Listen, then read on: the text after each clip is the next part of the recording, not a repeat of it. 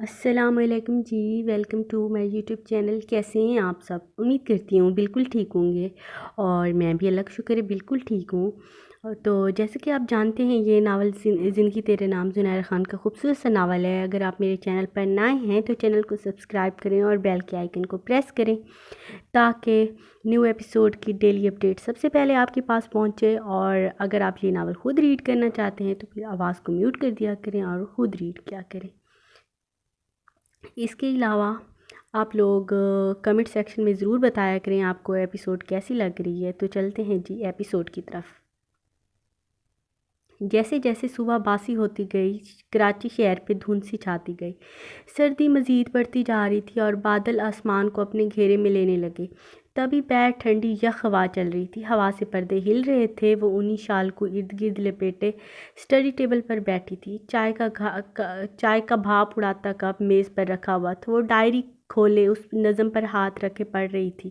اس نے ڈائری کا ورق پلٹا تو اس کی نظر خشک الپائن لوٹس پر پڑی، ساتھ ہی یادوں کا ایک دریچہ کھل گیا۔ وہ سب گاڑی میں بیٹھنے کے لیے باہر کھڑے تھے۔ سنہری چمکیلی دھوپ ہر چیز کو روشن کیے ہوئے تھی۔ کچھ اسٹوڈنٹ ابھی ہوٹل سے بیگ لینے کے لیے گئے ہوئے تھے، تبھی تو باقی اسٹوڈنٹ گاڑیوں سے باہر کھڑے باتوں میں مگن تھے۔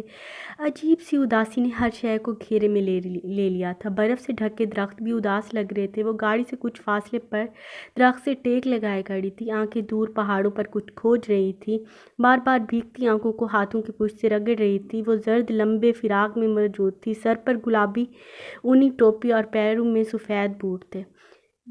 یادیں اپنے ساتھ لے جا رہی ہوں۔ زارا، یہ جگہ تمہیں بہت اچھی لگی ہے؟ وہ اس کے ہاتھ پکڑتا بولا تھا۔ زارا نے چونک کر شاہویز کو دیکھا تھا۔ ہاں بہت، کیونکہ یہاں بہت سکون ہے، لیکن میں کبھی یہاں نہیں آ سکوں گی۔ بس یادیں رہ جائیں گی، ڈھیر ساری یادیں جنہیں ہم آگے چل کر یاد کریں گے۔ تمہیں ایسا کیوں لگتا ہے تم یہاں کبھی واپس نہیں آ سکو گی؟ بس مجھے پتہ ہے۔ اس نے ہاتھ چھڑوا کر کندھے اچکائے تھے۔ زارا ادھر دیکھو۔ اس نے اس کا چہرہ اپنی طرف موڑا تھا۔ زارا نے پلکیں اٹھا کر شاہویز کو دیکھا تھا۔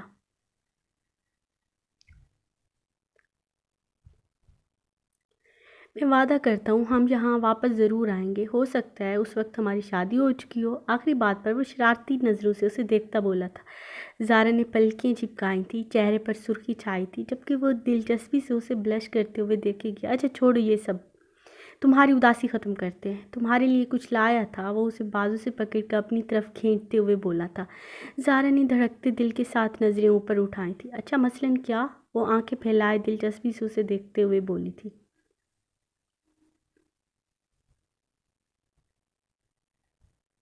شاہویز نے کندھے پر لٹکے بیگ کی جیب میں سے ایک سفید پھول نکالا تھا اور مسکراتے ہوئے اس کی طرف بڑھایا۔ اس پھول کی معطر کر دینے والی خوشبو فضا میں بکھر چکی تھی۔ زارا کے چہرے پر بے ساختہ مسکراہٹ در آئی تھی۔ تھینک یو سو مچ۔ اس نے پھول لیا تھا جس کی سفید پتیاں فریش اور کھلی ہوئی تھیں۔ شاہویز، یہ پھول تو میں نے یہاں نہیں دیکھے۔ وہ اسے ناک کے قریب لے جا کر اس کی مہک اپنے اندر اتارتی بولی تھی۔ یہ پھول یہاں نہیں ہوتا، نیچے وادی میں ملتا ہے، میرا پسندیدہ پھول ہے۔ تو میں نے یہ تمہارے لیے چاچا عبدالرحیم چاچا سے منگوایا ہے۔ کیسے لگا تمہیں؟ بہت بہت بہت اچھا، وہ ایکسائٹیڈ ہو کر بولی تھی۔ اور میں؟ وہ ہاتھ پیچھے باندھتا مسکراہٹ دباتا بولا تھا۔ پھول اچھا ہے، اور پھول دینے والا؟ وہ بات ادھوری چھوڑتے ہوئے بولی تھی۔ اور پھول دینے والا؟ وہ آئیبرو اچکاتا بولا تھا۔ پتہ نہیں، وہ کندھے اچکاتی آگے بڑھی تھی۔ پیچھے شاہویز نے بازو سے پکڑ کر اسے اپنی طرف کھینچا تھا۔ وہ اس کے سینے سے آ لگی۔ وہ جھٹکے سے پیچھے ہوئی تھی، تبھی سر پر پہنی ہوئی ٹوپی شاہویز کی شرٹ کی بٹنوں کے ساتھ اٹکی رہ گئی۔ سلکی بال کھل کر کندھوں پر بکھر گئے۔ اس نے خفا سی نظروں سے شاہویز کو دیکھا تھا، جو مبہوت سا اسے دیکھ رہا تھا۔ وہ مسکرا کر قدم آگے بڑھاتا آگے آیا تھا، دھیرے سے ہاتھ بڑھا کر اس کے بالوں کی لمبی سیاہ لٹھوں کو پیچھے کیا تھا۔ زارا پلکیں چپکاتی مقابل کو دیکھے گی۔ بتاؤ، پھول دینے والا کیسے لگتا ہے تمہیں؟ وہ اس کے بال پیچھے کرتا کان کے پاس سرگوشی میں بولا تھا۔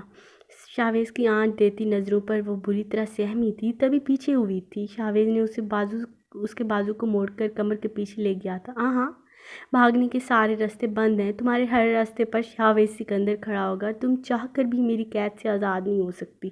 اب بتاؤ میں کیسا لگتا ہوں تمہیں؟ وہ اس کے چہرے سے پر نظریں جماتے ہوئے بولا تھا۔ مجھے آپ ضرورت سے زیادہ اچھے لگتے ہیں، وہ پلکیں جھکائے سادگی سے بولی تھی۔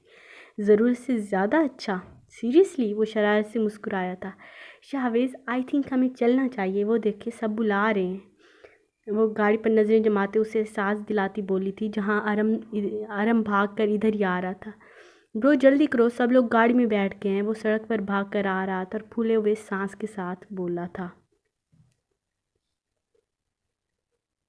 تھینک یو سو مچ۔ اگر آپ کو ایپیسوڈ اچھی لگی ہے تو کمنٹ سیکشن میں ضرور بتائیں۔ Thank you so much.